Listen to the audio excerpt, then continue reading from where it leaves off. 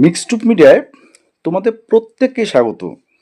আজকে তোমাদের স্টাফ নার্সের তোমরা যারা প্রার্থী রয়েছো, হ্যাঁ, তোমাদের জন্য আরও একটা কিন্তু নতুন নোটিফিকেশান পাবলিশড হয়েছে। সে বিস্তারিত বিষয়টা তোমাদের জানাবো, কবে থেকে অনলাইন অ্যাপ্লিকেশান করতে পারবে, কতগুলো সিট রয়েছে। পাশাপাশি তোমাদের আর একটা বিষয় তোমরা এখানে লক্ষ্য করবে যে কিছুদিন আগে তোমরা জানো যে সুপ্রিম কোর্টের একটা কেজের রেসপেক্টে যে একটা অর্ডার বেরিয়েছিল যে সংরক্ষিত ক্যাটাগরি প্রার্থীরা ইউআরে যেতে পারবে না, সেই বিষয়টা নিয়ে অনেকেই ভুল ব্যাখ্যা করেছিল। আমি কিন্তু আমার চ্যানেলে সেই অর্ডার কপি ধরে ধরে একদম ব্যাখ্যাটা স্পষ্ট করে দিয়েছি। ঠিক আছে? যে কোথাও এমবার্গো থাকলে যেতে পারবে না, আর যদি না থাকে তাহলে যেতে পারবে।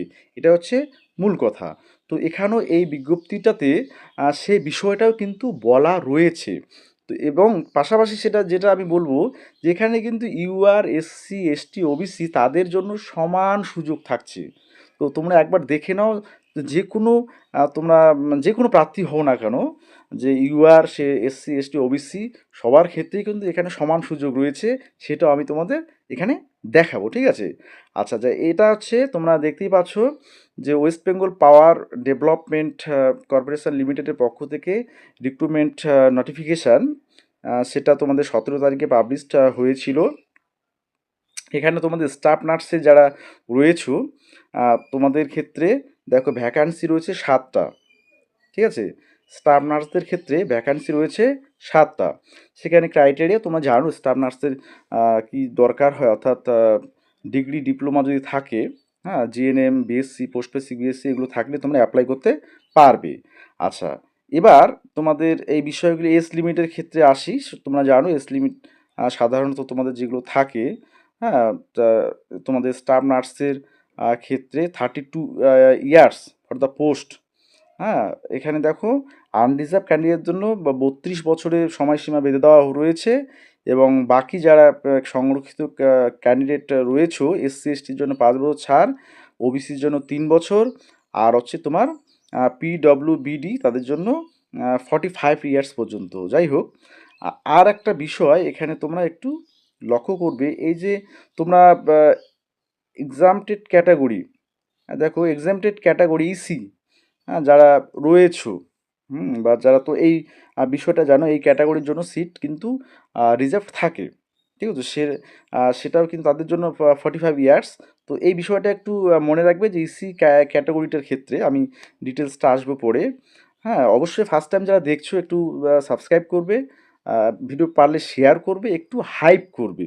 কারণ আমাদের কাজ হচ্ছে সত্যটাকে উদ্ঘাটন করা, বা সত্য বিষয় বা তোমাদের নিউজ সার্ভ করা।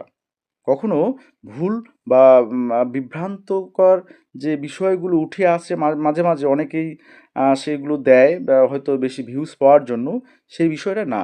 আমাদের কাজ হচ্ছে আমরা যেটা সত্যি সেটা সত্যি, অপ্রিয় হলেও সেটাও সত্যি, এবং সেটা আমাদের বলা। ঠিক আছে?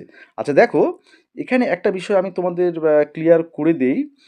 সুপ্রিম কোর্টের সেই যে রায়ের বিষয়টা দেখো, 5 নম্বর পয়েন্টটা একবার ভালো করে দেখো প্রত্যেকে। The candidates who avail age relaxation as ST, ST, OBC, AB, পিডব্লিউবিডি candidates may be consider in UR category post according to merit. তাহলে স্পষ্ট এখানে দেখতে পাচ্ছ যে সংরক্ষিত আসনের প্রার্থীরাও এই ইউআর ক্যাটাগরি পোস্টে যেতে পারবে অ্যাকর্ডিং টু মেরিট।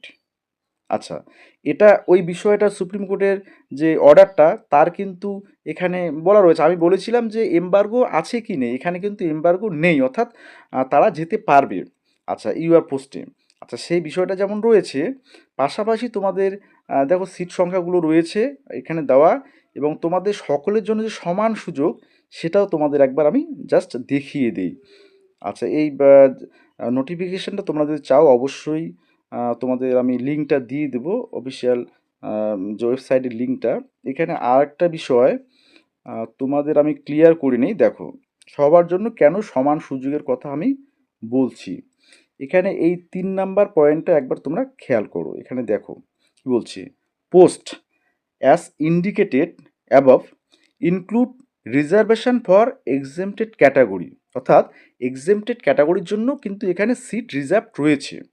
আচ্ছা, candidate as per extend norms in case of non availability of a suitable EC candidate belonging to UR, SC, ST or ABC, OBC AB, for any such reserved point, the said vacancy shall be filled up by a non-exempted category candidates belonging to UR, SC, ST, OBC, as the case may be, may be as per notification, labour department থেকে যে নোটিফিকেশনটা বেরিয়েছিল, হ্যাঁ দেখো 13/06/2025 labour department, government of West Bengal, অর্থাৎ West Bengal গভর্নমেন্টের একটা labour ডিপার্টমেন্টের একটা রুলস রয়েছে নোটিফিকেশানে, যে যদি এক্সেমটেড ক্যাটাগরি প্রার্থী পাওয়া না যায় সেক্ষেত্রে ইউআর, এসসি, এসটি যে প্রার্থীরা রয়েছে তারা কিন্তু সেখানে যেতে পারবে। তাহলে এটা কিন্তু দেখো,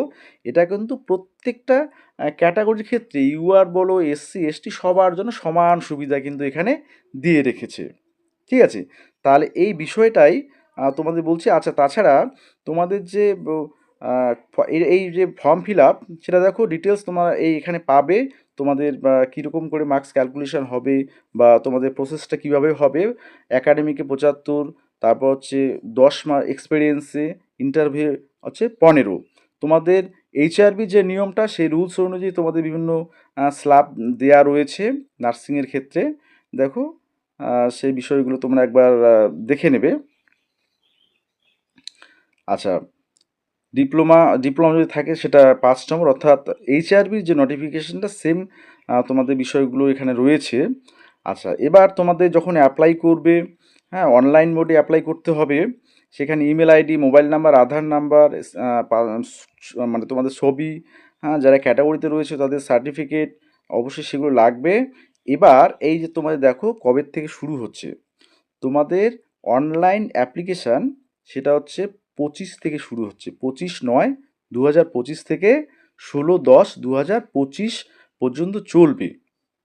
ঠিক আছে, এখানে আর একটা জিনিস তোমাদের যে বিষয়টা আমি বলবো সেটা হচ্ছে যে অ্যাপ্লিকেশান করবে তোমরা এই ওয়েবসাইটটিকে www.wbpdcl.co.in, এই ওয়েবসাইটে গিয়ে তোমরা কিন্তু 25 তারিখ থেকে অ্যাপ্লাই করতে পারবে। ঠিক আছে, তো দেখো যারা অ্যাপ্লাই করতে ইচ্ছুক, যারা স্টাফ নার্সের ক্ষেত্রে রয়েছো, তারা অবশ্যই এই ওয়েবসাইটে গিয়ে 25 তারিখ থেকে অ্যাপ্লাই করতে পারবে। আর একটা কথা, যে তোমরা যারা অনেকেই শুনেছো বা ভাবছো যে কোন বিষয়টা ঠিক কোনটা সত্যি, যে এই যে রিজার্ভেশন পলিসি নিয়ে যে সুপ্রিম কোর্টের বিষয়টা, সেটা দেখো এই নোটিফিকেশনে আমি বিষয়টা বলে দিলাম, যে এখানে এই নোটিফিকেশনে কোনো রকম এমবার্গো নেই। তোমরা জেনারেল ক্যান্ডিডেটরাও যেমন এক্সেমটেড বিষয়ে যেতে পারছো, এক্সেমটেড পোস্টে যদি সেখানে ক্যান্ডিডেট পাওয়া না যায়, আবার একদিক থেকে রিজার্ভ ক্যাটাগরির বাকিরাও কিন্তু ইউআরএস সিটে যেতে পারবে অ্যাজ পার মেরিট অনুযায়ী। তাহলে এখানে কোনো ধরনের কিন্তু এমবার্গো নেই। ঠিক আছে,